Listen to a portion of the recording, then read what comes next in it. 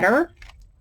But trying to use what I have. I'm also using this Maggie Holmes Heritage Stamp and Die Set, which I had gotten from American Crafts half off.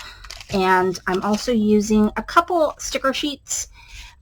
This Maggie Holmes, I forget what this one is. This is, oh, Chasing Dreams. And then this is a Maggie Holmes birthday one. This is pretty old, actually, but I also got it from American Crafts. So, and then let's see, what else did I use? Oh, the paper that I used is actually the boxed cards from Maggie Holmes. That's what I'm using, getting through that pretty well. And so I just made these little ribbons. This one came off. I'm actually going to put a little glue on here. So yeah, it's just pretty easy. You just, ooh, I don't know what happened here. This just came like right off. Yikes. So, got glue like spilling out everywhere.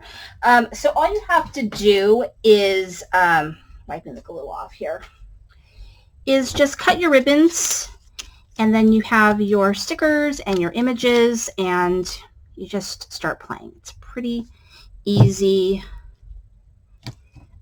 And so this is just a combination of the stamp and die set, and the stickers. So in this case, this is all paper used from that card set. And this is the stamp and die. This one is the stamp. And then I stamped it on the card itself. And then I went ahead and used the die. And then this one is the swan that's in that set. And then just a sticker. It says, love this. And here's another one. It uses a butterfly sticker and this XOXO. And then here's this other sticker that I use from the sticker sheet. Hello. And then this one says happy day. So what these are really great for is, I think, putting them on envelopes, putting them on packages. I really like using these type of little embellishments for that. So they're kind of fun to have on hand if you just want to, you know, zhuzh up something really quick.